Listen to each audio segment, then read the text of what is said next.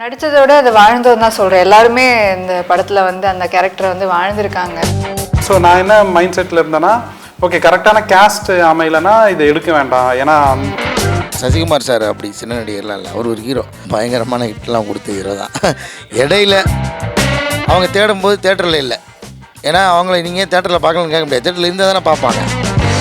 நிறைய பேர் சின்ன படம் சொல்லும் போது நமக்கு பதட்டமாக இருக்குது, நாங்களும் கோடிகள் போட்டு அந்த மாதிரி ஸ்டார்டம் வந்து சினிமாவுக்கு நிச்சயமாக அவசியம் எனக்கு தெரிஞ்சு. ஏன்னா அந்த கொண்டாட்டம் தான் வந்து கன்னடங்கிறது தமிழ்ல இருந்து தான் வந்துச்சு அப்படின்னு கமலஹாசன் அவர்கள் சொன்னது பிற மாநிலங்கள்லேயே வந்து எதிர்ப்பு தெரிவிச்சிருக்காங்க. ஸோ இதை பற்றி உங்களோட ஒப்பீனியன். கலக்க சினிமாஸ் நேயர்களுக்கு வணக்கம். மெட்ராஸ் மேட்னி படத்தோடைய டீம் நம்ம கூட ஜாயின் பண்ணியிருக்காங்க. படத்தை பற்றி ஏகப்பட்ட சுவாரஸ்யமான விஷயங்கள் அவங்க கேட்டு தெரிஞ்சுக்கலாம் வாங்க. ஃபர்ஸ்ட் ஆஃப் ஆல் எல்லாருக்கும் வணக்கம். வணக்கம். எப்படி இருக்கீங்க? ஜூன் 6ஆம் தேதி படம் ரிலீஸ் ஆக போகுது. சூப்பராக இருக்கு. ஓகே, காளி வெங்கட் சார், அந்த படத்தில் வந்து where is a joy and adventure in middle class family அப்படிங்கிறது கேள்வி வந்து இந்த படம் பார்க்கும்போதே எனக்கே தோண ஆரம்பிச்சது. நிறையா மிடில் கிளாஸ் ஃபேமிலிக்கு இருக்கக்கூடிய கொஸ்டின் தான். ஸோ அதுக்கான பதில் என்ன சார்? மிடில் கிளாஸ் வாழ்க்கையை வந்து வாழ்கிறதே பெரிய அட்வென்ச்சர் தான்.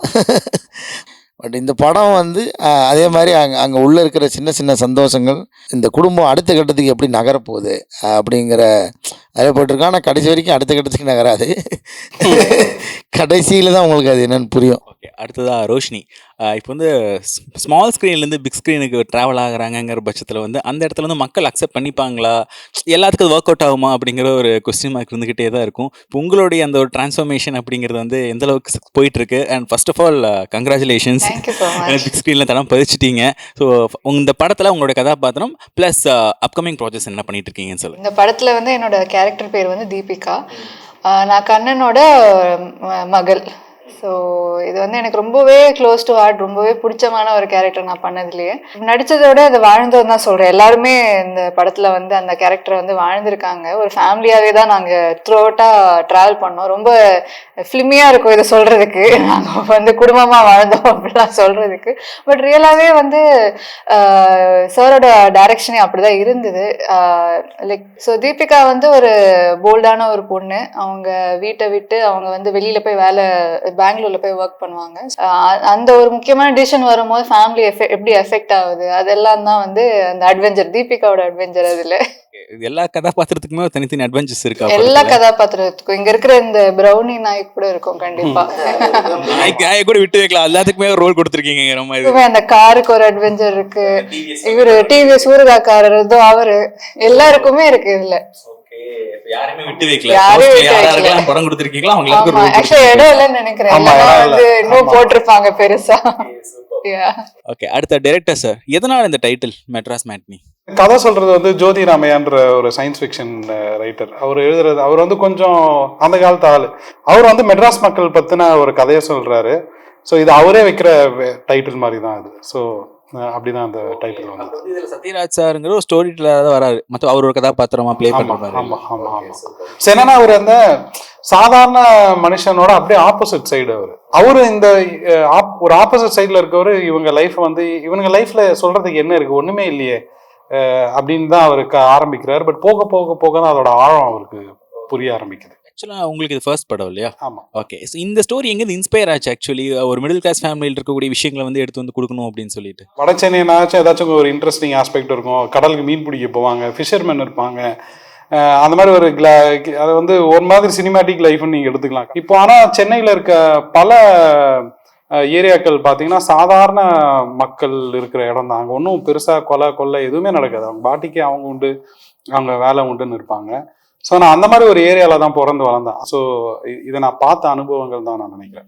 எதனால காளி வெங்கட் இந்த கேரக்டர் வந்து இவர் ப்ளே பண்ணாதான் பெஸ்ட்டாக இருக்கும்னு எந்த இடத்துல பார்த்தேன்? இல்லை, ஆக்சுவலி உண்மையை சொல்லணும்னா இந்த கதையை வந்து நான் வேற ஒருத்தர் மைண்டில் வச்சு தான் நான் எழுதுனேன். இல்லை வேண்டாம். ஸோ நான் என்ன மைண்ட் செட்டில் இருந்தேன்னா, ஓகே கரெக்டான கேஸ்ட் அமையலைன்னா இதை எடுக்க வேண்டாம். ஏன்னா அது ஒர்க் ஆகாதுன்னு எனக்கு ஃபீல் ஆச்சு. அந்த கரெக்டான அப்பா தேவை. ஆல்மோஸ்ட் நான் 1 year வெயிட் பண்ணேன். அப்புறம் அபிஷேக் ராஜா மூலமாக தான் நான் வந்து காளி வெங்கட் சாரை நான் மீட் பண்ணேன்.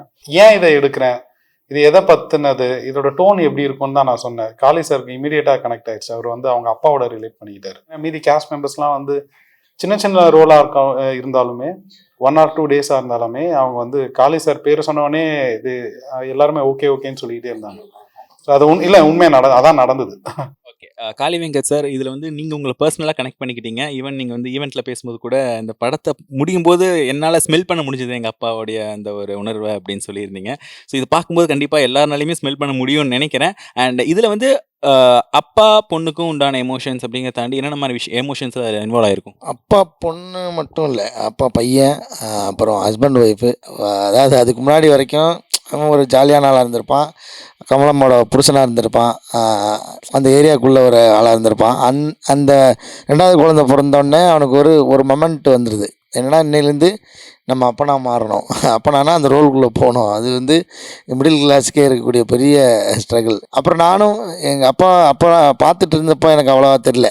இந்த படம் நடிக்கும்போது நம்ம அப்பா வந்து இப்படி தான் இருந்திருப்பாருன்னு நமக்கு ஃபீல் பண்ண முடிஞ்சு. நம்ம அப்பா ஆகும்போதும் அது நமக்கு ஃபீல் ஆகும். ஏன்னா என்ன தான் இருந்தாலும் ஒரு மிடில் கிளாஸில் இருக்கிறவங்களுக்கு இருக்கிற கோலே என்னன்னா, எப்படியாவது அடுத்த சந்ததியாவது நம்ம அடுத்த கட்டத்துக்கு மூவ் பண்ணிடணும், நம்மளை மாதிரி என் பிள்ளை கஷ்டப்படக்கூடாதுன்னு நினைப்பான்ல. ஸோ அந்த அப்பன் தான் இந்த படத்தில் இருக்கிற ஒரு அப்பன். காதலை சாக்ரிஃபைஸ் பண்றது அந்த விஷயங்கள்லாம் இதுல இருக்கு. டயலாக்ஸ்லாம் பார்த்தேன் அந்த ட்ரெய்லர் முடியும் போது. இப்போ அதுல வந்து காதலை பற்றியும் விஷயங்கள் நிறைய விஷயங்கள் சொல்லப்பட்டிருக்கா படத்துல. ஆக்சுவலி கிளாரிஃபை பண்ணிடுறேன். என்னன்னா, did you sacrifice your self because you loved me அப்படின்னு அந்த இயான் மேன் அவர் எழுதின புக்கோட ஓப்பனிங் சென்டென்ஸ் அது. அதை கேட்குறாரு. காதல் இதில் இருக்கு, அதோட வடிவம் வேறு வேறையாக இருக்குது. ஆமாம், தீபிகாவுக்கு ஒரு காதல் இருக்குது, கண்ணனுக்கு காதல் இருக்குது. அந்த காதல் வந்து வெளிப்படுத்துகிற இடம் வந்து பயங்கர அபாரமாக இருக்கும். நீங்கள் வந்து தமிழ் சினிமாவில் இப்படி ஒரு ட்ரீட்மெண்ட்டை பார்த்துருக்க மாட்டீங்க. ஒரு ஒரு மனைவி மேலே இருக்கிற காதலை வந்து ஒரு பொது இடத்துல வச்சு ஒரு கணவன் ஒரு புருஷன் வந்து எப்படி அதை வெளிப்படுத்துகிறான்றதுக்கு ஒரு சீன் இருக்கும். அந்த சீன் நீங்கள் பார்த்தீங்கன்னா அது பயங்கர அபாரமான ஒரு வெளிப்பாடு அது. அதுதான் காதல். சினிமாவில் பார்க்குற மாதிரியான அந்த ஐ லவ் யூ சொல்லி வெளிப்படுத்துகிற காதல் இருக்காது. வீட்டில் எங்கேயா கிளம்பி போகிறாங்கன்னா இப்போ ஒரு புருஷன் என்ன சொல்லுவார், அதிகபட்சம் சரி பார்த்து போய்ட்டு வா, அவ்வளோதான் சொல்லுவாங்க. அந்த பார்த்து போய்ட்டு வாக்குள்ளே அவ்வளோ இருக்கும். அதுதான் லவ், அவ்வளோதான். அது பயங்கரமாக எக்ஸ்பிரஸ் பண்ணி ஒரு 10 பக்கம் வசனம்லாம் பேச மாட்டாங்க. அந்த மாதிரியான நிறைய காதல் மொமெண்ட் இந்த படத்துக்குள்ளே இருக்கும். இப்போ என்ன அப்படின்னா, இப்போ இந்த டூரிஸ்ட் ஃபேமிலி படம் வெளியாச்சு, பயங்கரமான வெற்றி கிடைச்சது. இப்போ வந்து ஒரு பெரிய நடிகர்களுடைய படம் வந்து வெற்றி அடையுதுங்கிறத தாண்டி இந்த மாதிரி ஒரு படங்கள் வெற்றி அடையுதுங்கிறது உண்மையாகவே தமிழ் சினிமா ஒரு வெற்றிகரமான ஒரு பாதையை நோக்கி போயிட்டு இருக்குன்னு அர்த்தம். இப்போ அந்த படத்தோட ஈவெண்ட்ல வந்து ரெட்ரோ படத்தோட கலெக்ஷனோட டூரிஸ்ட் ஃபேமிலி வந்து ஓவர் டேக் பண்ணிடுச்சு. இந்த மாதிரியான விஷயங்கள்லாம் அந்த ஈவெண்ட்ல நடந்துச்சு. அப்படி இருக்கும்போது அந்த சின்ன படங்கள் இல்லை இந்த மாதிரி ஒரு பெரிய ஒரு ஸ்டார் காஸ்ட் இல்லாத ஒரு படங்களுக்கான அந்த வெற்றிங்கிறது தமிழ் சினிமாவில் எந்த அளவுக்கு வரவேற்கப்படுதுன்னு நினைக்கிறீங்க? இல்லை, நீங்கள் வந்து ஃபஸ்ட்டு நீங்கள் இப்படி சொல்கிறது நான் ஏற்றுக்க மாட்டேன். ஏன்னா சசிகுமார் சார் அப்படி சின்ன நடிகர்லாம் இல்லை, அவர் ஒரு ஹீரோ. அவர் வந்து இப்போ மாஸ் ஹீரோ, பயங்கரமான ஹிட்லாம் கொடுத்த ஹீரோ தான். இடையில அவருக்கு சில படங்கள் விடாமல் இருந்திருக்கலாம். பட் அவர் அது ரொம்ப 100% கெப்பாசிட்டி இந்த இத்தனை கோடிகளை சம்பாதிக்கிறதுக்கு 100% கெப்பாசிட்டியான ஒரு ஹீரோ தான். அதில் எந்த மாற்று கருத்தும் கிடையாது. நீங்கள் இது சின்ன படம்னு அதை சொல்ல தேவையில்லை. டூரிஸ்ட் ஃபேமிலி ஆக்சுவலாக நல்ல பெரிய படம், பிரம்மாண்டமான படம், நல்ல சுவாரஸ்யமான படம், பெரிய ஹீரோ நடித்த படம் தான் அது. அதை நீங்கள் எல்லோரும் சொல்லும்போது எனக்கு அது பர்சனலாக என்னால் ஒத்துக்க முடியல. ஏன்னா சசிகுமார் சார் ஆக்சுவலாக ஹீரோ தான் அவர். ஏன்னா அவர் சுப்பிரமணியபுரம்லாம் இன்றைக்கி வந்து எடுக்கவே முடியாது, அந்த மாதிரியான ஒரு ரோலை க்ரியேட் பண்ணவே முடியாது, அவ்வளோ ராவா. ஸோ அப்படி பண்ணியிருந்திருப்பார். அது தாண்டி சுந்தரபாண்டியனாக இருக்கட்டும், நீங்கள் இது குட்டிப்புலி எல்லாமே பெரிய பெரிய ஹிட்டு கொடுத்த ஹீரோ தான் அவர். அதனால் அந்த இது மென்ஷன் பண்ண வேணாம். அப்புறம் இன்னொன்று, எனக்கு இந்த கம்பேர் பண்ணுறதுல பெருசாக உடன்பாடு இல்லை. ஏன்னா ரெட்ரோ அதோட அது வேலையை பார்த்துருக்கேன், அதுக்கான ஆடியன்ஸ் இருக்குது. டூரிஸ்ட் ஃபேமிலியும் அதுக்கான ஆடியன்ஸ் இருக்குது. ஸோ ஒவ்வொரு ஜானருக்கும் ஒரு படத்துக்கும் ஒரு ஆடியன்ஸ் இருக்குது. அந்த படம் அதை எடுத்துக்கணும்னு நான் நினைக்கிறேன். வேறு ஒன்றும் இல்லை, நீங்கள் வேறு ஒன்றும் அதை செய்ய வேண்டாம். ஒரு படம் அதுக்கு தேவையானதை எப்படி கேஸ்ட் அண்ட் க்ரூலேருந்து எல்லாத்தையும் அதுவே எடுத்துக்கணும்னு சொல்லுவாங்க. சினிமாவில் அப்படி ஒரு நம்பிக்கையே இருக்குது. ஒரு நல்ல படம் அதுக்கு தேவையான எல்லாத்தையுமே அதுவே வந்து தேடி எடுத்துக்கும் அப்படின்னு சொல்லுவாங்க. அந்த மாதிரி அதுக்கு ஒரு ஆடியன்ஸ் வச்சுருக்கோம் அந்த படம். நிச்சயமாக அந்த ஆடியன்ஸ் அதை எடுத்துக்கும், அது நீங்கள் யாரும் தடுக்கவே முடியாது. அது அப்படி தான் நடந்தது தான் எனக்கு தெரிஞ்ச டூரிஸ்ட் ஃபேமிலி. இன்னொரு படம் கூட இந்த படம் வருது, அதனால் இந்த படம் இதை விட அது அப்படிலாம் வருது, எந்த படத்தையும் கம்பேர் பண்ண முடியாது. வேறு ஜானர், இது வேறு ஜானர். இந்த படத்துக்கானதை இது நிச்சயமாக செய்யும். ஸ்க்ரீன்ஸ் கிடைக்கிறதுல பிரச்சனையாக இருக்குது. சமுத்திரக்கனி அவர்களே பல மேடைகளில் சொல்லியிருக்காரு, ஆனால் நல்ல படங்களே வந்து ஸ்க்ரீன்ஸ் கிடைக்காம மக்கள்கிட்ட சென்றடையாமல் போயிடுச்சு. ஓடிடி தளத்துக்கு வந்ததுக்கப்புறமா பாராட்டுறாங்க, ஆனால் ஒரு வர்த்தக ரீதியான வெற்றி வந்து அது கொடுக்க தவறிடுச்சுன்னு சொல்லிட்டு விஜய் சேதுபதி ஃபீல் பண்ணியிருக்காரு. இந்த மாதிரி நிறைய இடத்துல நானும் நிறையா ஃபீல் பண்ணியிருக்கேன். ஏன்னா கிடான்னு ஒரு படம், அது வந்து கோவா ஃபெஸ்டிவலில் நல்ல பேர் வாங்கிச்சு. தேட்டர் கிடைக்கல. ஆக்சுவலாக ஒரு ஷோ அங்கங்கே ஒரு தரமாக தான் போட்டாங்க. அது பெருசாக தேட்டருக்கெல்லாம் போகல. பட் ஓடிடியில் வந்ததுக்கப்புறம் ஒரு பயங்கரமான ரெஸ்பான்ஸ் இருந்துச்சு. அதுக்கு அவ்வளோ எழுதினாங்க ரைட்டப்ஸ். அதெல்லாம் பார்க்கும்போது என்னென்னா, அவங்க தேடும்போது தேட்டரில் இல்லை. ஏன்னா அவங்கள நீங்கள் தேட்டரில் பார்க்கலன்னு கேட்க முடியாது. தேட்டரில் இருந்தால் தானே பார்ப்பாங்க. அது ஒன்று இருந்தது. அதே மாதிரி தான் வந்து குரங்கு படையல் படமும். அது தியேட்ரிக்கலாக பெருசாக கலெக்ட் பண்ணல. ஆனால் நீங்கள் ஓடிடியில் வந்ததுக்கப்புறம் அந்த படத்துக்கு அப்படி ஒரு அப்ரிசியேஷன் கிடச்சிது. இது ரெண்டுமே கோவா ஃபெஸ்டிவலில் வந்து சிவப்பு கம்பள வரவேற்பில் வந்து திரையிடப்பட்டது. அதெல்லாம் நடந்தது. அதுவும் போக இது ஹர்காரன்னு ஒரு படம். அது வந்து பார்த்திங்கன்னா தேட்டரில் வரும்போது பெரிய கலெக்ஷன். ஏன்னா தேட்டர்லேயே அவ்வளோ ஸ்க்ரீன்ஸ் கிடைக்கல. ஷோஸ் கிடைக்கல. கரெக்டான டைமிங் ஷோஸ் கிடைக்கல. காலையில் அது மாதிரி இங்கே போட்டாங்க. பட் அது பெருசாக தேட்டருக்கெல்லாம் கலெக்ட் பண்ணல. ஆனால் ஓடிடியில் வந்து ஒரு நல்ல வருமானம் பார்த்துச்சு. கேஸ்ட்ரோ வந்து சொன்னார், அந்த படம் செலவு பண்ணதுக்கெல்லாம் தாண்டி லாபமாகவே எனக்கு ஓடிடியில் வந்துருச்சுன்னு சொன்னார். அது ரொம்ப சந்தோஷம். அப்படி இருந்தாலும் அவர் சொன்னது உண்மை தான். தேட்டரில் சில நேரங்களில் தேட்டர் கிடைக்கிறதில்ல தான். அது வந்து அது என்ன காரணம்னு நமக்கு தெரியல. அது ஒரு வணிக ரீதியான ஒரு அது நமக்கு என்னன்னு தெரியாது. டிஸ்ட்ரிபியூஷன் சைடில் இருக்கிறது. மெட்ராஸ் மெட் இனிமேல் தான் தேட்டர் லிஸ்ட் வரும். என்ன சார்? இல்லை, இது வரைக்கும் ஓகே தான் நான் நினைக்கிறேன். என்னென்னா காளி சார் சொன்ன மாதிரி இந்த படத்துக்கான ஸ்பேஸ் சின்னதாக இருக்கும். நான் வேற ஒரு இன்டர்வியூவில் சொல்லியிருந்தேன். இப்போ தக் லைஃப் வந்து ஒரு திருவிழா மாதிரி நமக்கு. அதில் ஒரு காளி சார் அழகாக சொன்னார், ஓரமாக பஞ்சு மிட்டாய் விற்றுட்டு போகிறோம். திருவிழா நடக்கட்டும், நாங்கள் ஒரு ஓரமாக பஞ்சு மிட்டாய் விற்றுக்கிறோம். இன்னொன்று இது ப்ரெசென்ட் பண்ணுறது வந்து ட்ரீம் வாரியர் பிக்சர்ஸ். அவங்க இந்த கேம் அவங்க ஆடி இருக்காங்க. அவங்களுக்கு வந்து என்னை பொறுத்த வரைக்கும் இந்த டிஸ்கஷன் நாங்கள் வந்து பல லெவல்ஸில் பேசினோம். There completely capable of handling it தான். நான் ட்ரீம் வாரியர்ஸ் இருக்கிறதுனால இன்னும் கொஞ்சம் கான்ஃபிடென்ட் இருக்குது. நிச்சயமாக நல்ல ஸ்க்ரீனு நல்ல ஷோஸ் கிடைக்கும் அப்படின்றது. ஸோ அப்படி கிடச்சி எங்கள் எல்லாருக்கும் ஒரு நம்பிக்கை இருக்குது. நாங்கள் ஒரு குறிப்பிட்ட ஒரு சில வட்டாரங்களுக்கு படம் போட்டு காமிச்சதில் இந்த படத்தை பார்த்துட்டா தவிர்க்க மாட்டாங்க. நிச்சயமாக இது வேர்ட் ஆஃப் மவுத்தில் இது வந்து பெரிய படமாக மாறுன்றதுல எந்த இதில் ஆல்ரெடி இது பெரிய படம் தான். இது ஷார்ட் ஃபிலிம் கிடையாது, பெரிய படம் தான். நிறைய பேர் சின்ன படம் சொல்லும்போது நமக்கு பதட்டமாக இருக்குது. நாங்களும் கோடிகள் போட்டு பெரிய திரையில் தான் வெளியிடுறோம். இது எப்படி சின்ன படமாகும்? இல்லை, இது கண்டிப்பாக வந்து நீங்கள் இமேஜின் பண்ணுற மாதிரி ஒரு எந்த விதத்துலையும் காம்ப்ரமைஸ் பண்ணாமல் ரொம்ப சினிமேட்டிக்காக தான் இருக்கும். ஐ மீன், நாங்கள் மிக்ஸ் பண்ணது 7 சேனல் தியேட்டருக்காக தான் மிக்ஸ் பண்ணோம். இது இன்ஃபேக்ட் நான் வந்து எனக்கு தியேட்டர் போக ரொம்ப பிடிக்கும். ஒரு சினிமா வந்து தியேட்டரில் தான் எக்ஸ்பீரியன்ஸ் பண்ணணும்னு நினைக்கிறேன். இன்ஃபேக்ட் இது சொன்னால் ப்ராப்ளி கோச்சிப்பாங்க, நான் ஓடிடியில் நிறைய படம் பார்க்க மாட்டேன். ஏன்னா அது டிவிக்குள்ளே எனக்கு சுருக்க பிடிக்காது. எனக்கு வந்து அந்த பெரிய ஸ்க்ரீனில் பார்த்தா தான் எனக்கு அது ஒரு நல்ல பயங்கரமான எக்ஸ்பீரியன்ஸ் பார்க்கறது. அது இன்னும் எத்தனை வருஷம் நம்ம கிடைக்குன்னு கூட தெரியல. எல்லாம் டிவி வந்தது, அப்புறம் ஃபோன் ஆயிடுச்சு, அப்புறம் வேற எங்கே போகும்னு தெரியல எனக்கு. ஸோ பொதுவாக எனக்கு அப்படி கன்சியூம் பண்ணுறதுல உடன்பாடு இல்லை.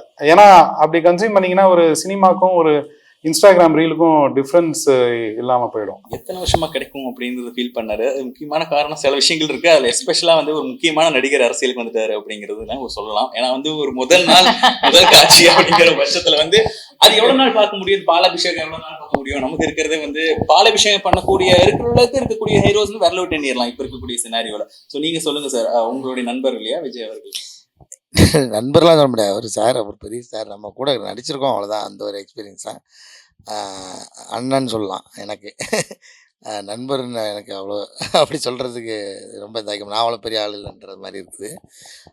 எனக்கு அந்த கம்பேரிசன்லாம் இல்லை. ஆனால் அந்த மாதிரி ஸ்டார்டம் வந்து சினிமாவுக்கு நிச்சயமாக அவசியம் எனக்கு தெரிஞ்சு. ஏன்னா அந்த கொண்டாட்டம் தான் வந்து சினிமா உயிரோடு வச்சுருக்கோம். நான் இன்னும் நிறைய பொருட்செலவில் நிறையா தொழிலாளர்கள் வேலை கொடுக்கும் அப்படின்னு நான் நம்புகிறேன். ஏன்னா அந்த மாதிரி படங்கள் நிச்சயமாக வந்துக்கிட்டே இருக்கணும்.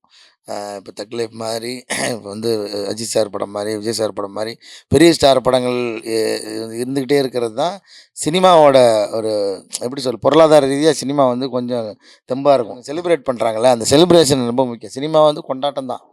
அடிப்படையாக நீங்கள் பார்த்தீங்கன்னா சினிமா கொண்டாட்டம் தான். ஏன்னா நமக்கு வந்து சினிமா மேலே இருக்கிற ஏன் கிரேஸ்னால் அது வந்து நம்ம உருவத்தை வந்து பெருசாக காட்டுது. ஸோ அந்த பிரம்மாண்டம் இருக்கு இல்லையா, அந்த பிரம்மாண்டம் வந்து கொண்டாடப்பட வேண்டியது. அது அந்த மாதிரியான படங்கள் நிச்சயமாக அவசியம். அதுக்கு நடுவில் இது மாதிரி வாழ்க்கையை பிரதிபலிக்கிற படங்களும் நிச்சயமாக அவசியம். எல்லாம் கலந்தது தான் சினிமா. இறுதி ஒரு கேள்வி. இப்போ இந்த தக் லைஃப் படத்தில் வந்து கன்னடங்கிறது தமிழ்ல இருந்து தான் வந்துச்சு அப்படின்னு கமலஹாசன் அவர்கள் சொன்னது பிற மாநிலங்கள்லேயே வந்து எதிர்ப்பு தெரிவிச்சிருக்காங்க. ஸோ இதை பற்றி உங்களோட ஒப்பீனியன்? இல்லை, எனக்கு தெரிஞ்சு கமல் சாருக்கு இருக்கிற அளவுக்கு எனக்கு சித்தாந்தத்தை பற்றி அந்த மொழியை பற்றின ஆராய்ச்சி எனக்குலாம் இல்லை. அதனால் அவர் சொன்னதுக்கு நான் விளக்கம் சொல்ல முடியாது. நிச்சயமாக இதுக்கு அவர் கேட்டிங்கன்னா ரொம்ப தெளிவாக விளக்கம் கொடுப்பாரு. நீங்கள் அவர் கேட்குறது தான் சரி. கமலஹாசன் அவர்களை வந்து சந்திக்கும் போது கண்டிப்பாக இந்த கேள்வியை நான் கேட்டுறேன். ஓகே, 6ஆம் தேதி படம் வெளியாகுது. நீங்கள் நினைக்கிறத விட ஒரு மிகப்பெரிய ஒரு வெற்றியை வந்து உங்களுடைய டீமுக்கு கொடுக்கணும். இங்கே பணியாற்றின எல்லாத்துக்குமே வந்து கரியரில் வந்து ஒரு மடங்கு அதிகமான growth இருக்கும் அப்படின்னு சொல்லிட்டு எங்களுடைய கலக்கல் சினிமா டீம் சார்பாக பெரிய வாழ்த்துக்கள் சொல்லிக்க ரொம்ப நன்றி. Thank you so much. Thank you so much.